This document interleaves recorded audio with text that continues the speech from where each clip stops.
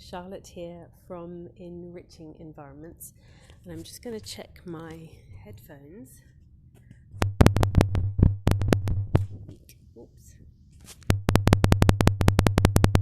I had said the volume was really low and you couldn't really hear me, so let me just check we're on maximum before we proceed. So if you could all let me know what that volume's like, what you think, can you hear me properly? And then we should be okay, we should be on track. Looking good so far, or sounding good so far? That's great, thank you so much. So this evening we're going to be talking about the high standards, the impossible standards of expectation of behaviour that we have on our children, that we may have consciously or unconsciously, and wondering whether we practice these same standards ourselves, and also talking about how we can relax and we can trust more, we can relax into knowing ourselves that we're in the perfect place at the perfect time, we're at the perfect place in the perfect time. Our child is where they need to be, the perfect place at the perfect time.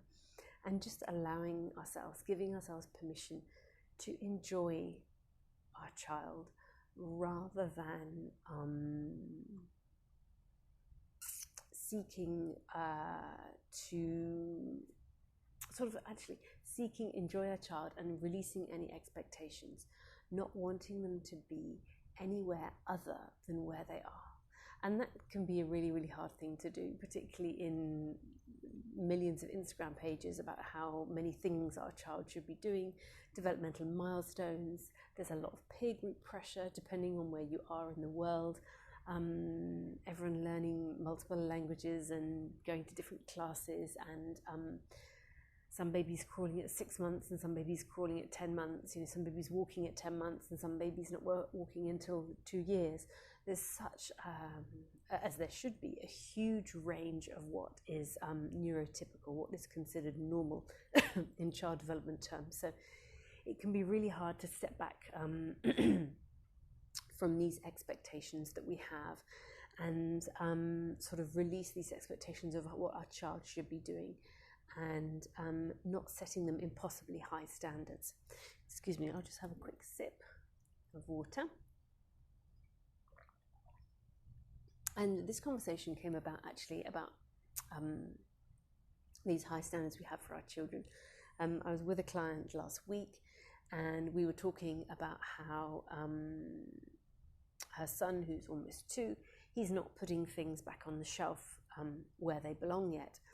And then we had this long conversation. Her and her husband have been having many discussions about how one of them thought that their son should be putting things back where they belong, and the other partner, the other parent was like, no, he's not even 2 years old, and actually, do you put everything back where it belongs every time? Are you always really, really tidy? Do you put everything back, or do you leave like a trail of clothes behind you, and you can't find half of the things that you need because they're not in the right place? And it was a really humorous anecdote, the way it was being told, and it was a really lively discussion between myself and these clients. And as I say, it was really, really funny, but it really got me thinking about the things that we expect our children to do, mainly because we read about them on Instagram, right? But a lot of the things are really outrageous expectations that we don't practice ourselves, and we don't actually expect other people to either. We don't expect other adults to, and quite often we don't expect other children to do, other people's children. But we expect our child to do things. So I used in my post yesterday, 2 days ago, example of breaking the rules and how many speeding or parking tickets we had this year. But we expect our children to adhere to all the rules all the time. So there's lots of really funny ways we can look at this and look at the ways in which us as adults, we don't follow the rules, and we don't we're not in bed on time. We don't fall asleep within 2 minutes when we get to bed. Sometimes it can take us half an hour to fall asleep because we're worrying. We don't tidy up after ourselves. We don't follow the rules. We're not always kind. We're not always thoughtful. We're sometimes really, really rude. We're sometimes really, really angry. And sometimes we can be aggressive in our manner as well. And it's interesting that for all of us, and myself included, is that when we're talking about children, because we have this, I guess we all have this deeply ingrained belief that we should be showing children what they should be doing. And so we set a standard which often is not in line with what our children can do. And I guess my vision for what I really want to convey this evening is that more than anything, we are here, our children are here with us, so we can experience the joy of life together with them. The joy that comes from experiencing life through the lens of a young child is invaluable and indescribable and so precious. And so what we really can focus on when we're with our young child is experiencing life together. When we go for a walk and we splash in puddles, or they splash in puddles if splashing out in puddles isn't our thing, or like now because it's autumn here in the Northern Hemisphere, the leaves turning brown and orange and golden and all those amazing hues, that is what really is the magic of being with young children, whether you're a caregiver or a parent or an educator. The expectations can just fall away, just experiencing the magic of our child. That's how we can see the essence of our child, the essence of who they are, and experiencing the world through their eyes is far more of a gift than any other direction that we can give them, any other guidance we can give them, any other standard that we can set them. Just being with them, that is so powerful. Hi, Monty Play.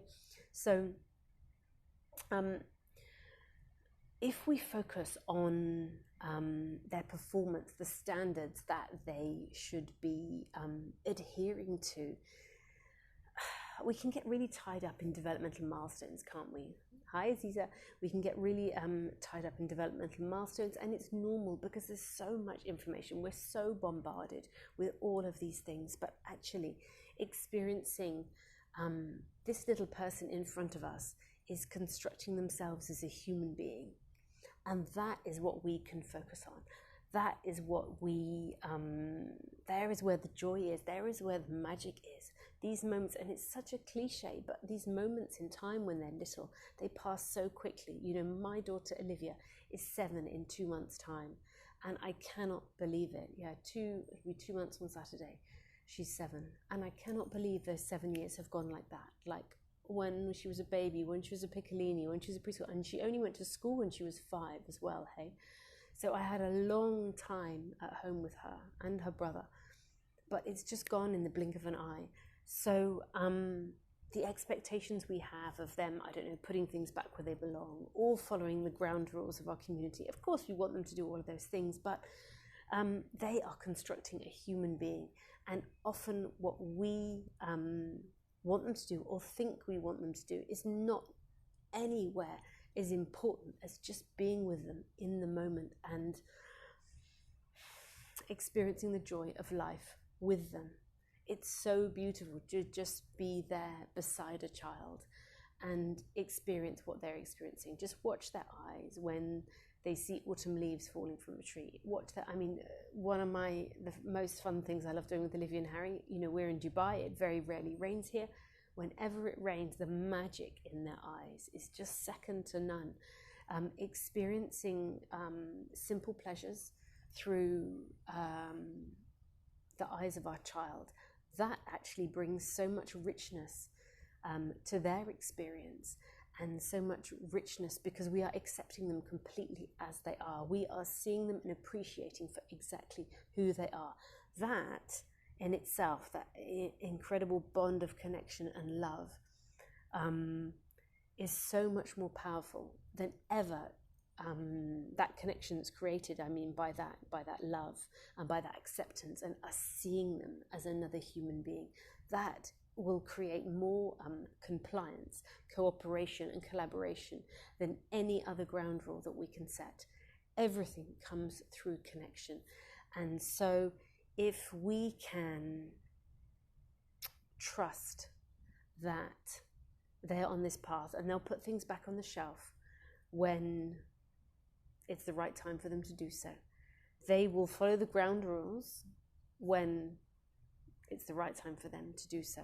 Like standing on the table. In my house, you can only stand on the table if you're a cat. We've got 2 cats, and this is the sort of humorous way that I try and approach this thorny problem that Harry in particular likes to stand on the table. So if he wants something at the supper table, he'll get up and stand on the table and walk across it rather than going round, which obviously sends me a little bit potty. But the ground rule of only cats can stand on the table is a way that I've managed it. But I know he's not going to be standing on the table. I've got to trust he's not going to be standing on the dinner table when he's 13 years old. I know that it's something that he does to test at home. He's not going to do it in someone else's house. And I must trust that he's going to find his way with that, It's it's really, really hard as well, I don't get it right even half of the time, and I have expectations as well. I expect that they can both, for example, and you probably have seen my post that I did on the pictures on the wall that I have to prepare them for school. Actually, I'll repost that. That's a good idea. And they're almost 7 and 4.5 years old, over 4.5 years old. And I would expect that they could get themselves dressed and ready for school every single day. And that is my expectation, and that would be the standard I would imagine that they could do. But every day is different. And if I try to hold them to this standard of behaviour every day, 1, it's not fair, and 2, it's not possible when they're constructing a human being with the highs and the lows that we have as adults, and we pretty much are starting to become aware of our inner landscape. We're asking if we're expecting a child to be able to do things in a consistent way every day, regardless of their mood or whatever else is going on, then we're missing out a lot of the joy of being with a young child, but also we're setting them up for failure rather than for success and acceptance. And the consistency and predictability and rhythm has to come from the environment, and then the child will follow that, and that will be very much an ebb and a flow, and we'll go through, like us, we'll go through periods where they're really, really tired, they need more emotional support than other times, particularly when external things are going on. They're starting school, or they're resuming school, or they've had a period of illness and then going back to school. All of these things have a knock-on effect on our children's rhythm, but it's us that provides the rhythm. Hi there, us that provides the rhythm so that they can follow it, not the other way around. We can't expect the consistency that we really, really want, that would be most convenient. The consistency that would be most convenient for us is not something that we can expect from our child. If you bear me 1 moment, I'll just have a bit more water. And I guess the last thing I wanted to say about this is that it comes into actually becoming aware when we perhaps are going for, hi Enrica, hi everyone who's joined, sorry people I've missed. It comes back to when we have expectations of our children, or standards that we would like them to meet, or the ground rules we want them to follow, putting things back where they belong, not shouting, not being rude, not shouting something inappropriate at the street, not hitting someone when they shouldn't.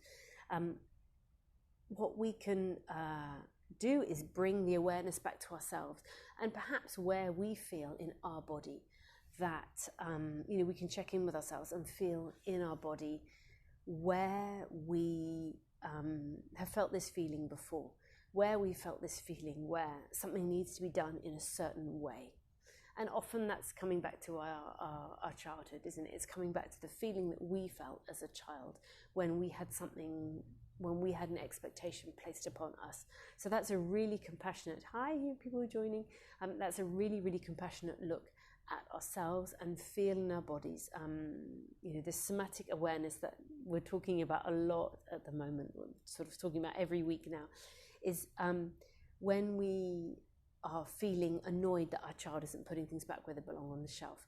It's just a really lovely practice to put a hand on our heart and just feel, where are we feeling that in our body? When have we felt this feeling before? What's the colour, what's the texture of that feeling? When we start to feel frustrated or angry, or that we need to correct them, or we get that, you know, I often get that thought of, oh my goodness, they're never going to clean up after themselves, and you've kind of imagining them at 27 years old and they're a completely useless human being. You know, we all go down that train of thought, for sure. But check in with our bodies when that happens. Whenever we have a reaction to anything, whether it's with our children or not, it's just always so useful to just put our hand on our heart and take a really deep breath in and just check in with our body and feel, okay, there's something going on around here, and we don't need to understand it cognitively, but the wisdom is within our body. Just hold our heart, inhale, where are we feeling this? Where have I felt this feeling before? And often, if we're really annoyed that that a ground rule hasn't been adhered to, if we're really annoyed that our child hasn't put things back where they belong, or the place is a mess, all those things, it can often be that we're looking back at something that happened as we were a child, when we were a child, and we're reliving that feeling of helplessness or powerlessness we had at that time as a child. We're reliving that, and so that's coming through with our interaction with our child. And as I said before, none of this is wrong. It is completely normal. We all do it. This is more about bringing awareness to it and knowing that we don't need to have any expectations of our children. Our young children, particularly under the age of 6, the emotional, and I actually think I said this last week, young children are so much more capable physically than we think they are, but emotionally they are a lot less developed than we think they are. So for example, most people will, for want of a better word, restrict and mollycoddle their child and not let them do lots and lots of different things because they're perceived to be dangerous or not safe or what have you. But young children can do a lot of things. Young children have got a lot of skills, and given the opportunity to practice it, and actually the post I just put on my feed before I came live is about 4-year-olds and how powerful 4-year-olds are, because they are just mini adults in terms of their capabilities, their physical capabilities and their gross and fine motor skills. They can do all the things an adult can do, but of course emotionally and intellectually they're not at the same level of us. So whenever we are, it's a really good approach when we are thinking about our child. We have an expectation of something that our child isn't doing, that we want them to do, and it's, are they physically capable and are they emotionally capable of doing these things that we want them to do? And often they're physically capable of doing a lot more and emotionally not able to do as much as we think they are. So putting things back on the shelf every single time. Some children will have a very strong, powerful sense of order and will get it straight away. But others, the majority of children, will be needing to do this still when they are 6, 7 years old. And some of the time it works absolutely beautifully and some of the time it doesn't. But we can't make whether or not they adhere to the ground rules a condition of our love for them. It's all about experiencing the joy of life with them. Those moments of being with a young child. Not everything is a teaching moment. Hardly anything is a teaching moment or a serious learning moment with our young children.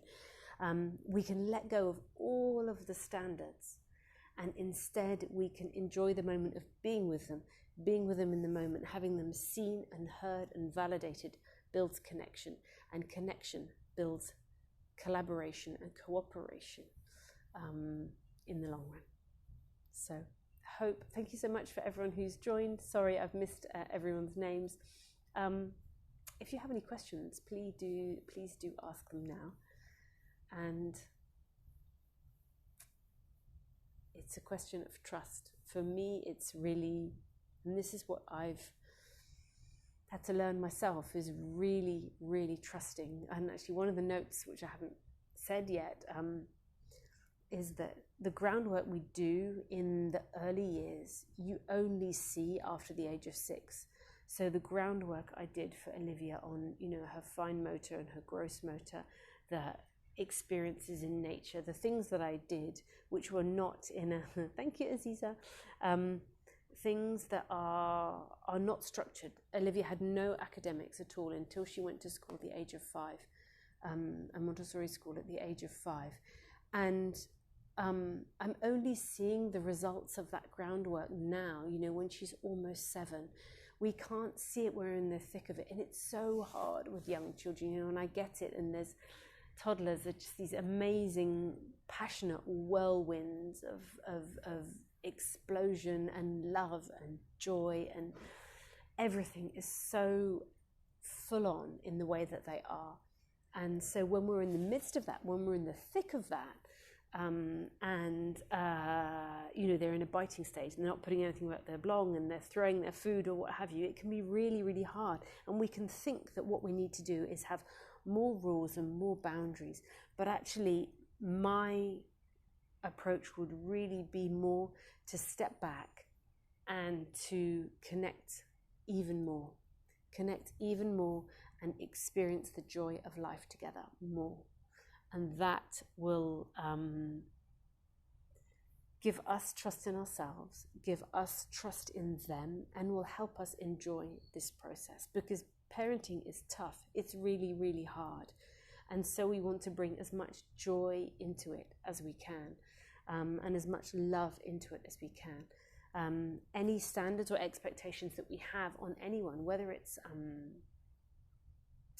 a partner, a friend, or a young child, that's really, really heavy for someone else to bear. Particularly a young child, when we know in the first 6 years of their life, they are being conditioned, they are absorbing everything in the world around them. And I think I opened my talk last week on the quote saying, children are validated by the reaction of the adults around them. So if we can offer this complete acceptance of where they are and what they're doing, whether they put the toys back on the shelf, whether they spit at someone, whether they pull the tail of the cat, if we can accept them where they are, when they're not meeting our expectations, when it's not comfortable for us to do so, that's really where the connection and collaboration builds long term. But it is tough. So that's where I'd really invite you to check in with your body. So put your hand on your heart and inhale, exhale, and just check in how you're feeling with yourself, your inner child. Have you spoken to her today, or him? Have you nurtured her? What does she need to hear in this situation when your toddler is defying you, or your 4-year-old is spitting at you, or you're feeling overwhelmed and exhausted? What does your hi Ivana, what does your inner child need to hear in that moment? What reassurance does she need when it feels like none of her expectations are being met, none of her standards are being met, none of the ground rules are being followed? What does she need in that moment? So I think that leads actually into what I'll have as my weekly Wednesday journal prompt tomorrow. So my marketing lady, Sarah, has invited me to start putting my weekly Wednesday journal prompts on my feed rather than on my stories. So they're going to be there static on the feed from tomorrow. So I'm looking forward to those. And all the older ones are in journaling, actually. So you can see all the old ones in the little highlights tab from my stories. But they'll be going on the feed permanently now from tomorrow. So yes, our journal prompt tomorrow will be based on this evening's talk. I haven't quite got my words yet, but I'll work on that overnight. And thank you so much for joining, everyone. Lots of people came in, and keep your questions coming in. Thank you so much for joining me. And I will upload this evening, and I'll see you all soon. Take care. Bye-bye.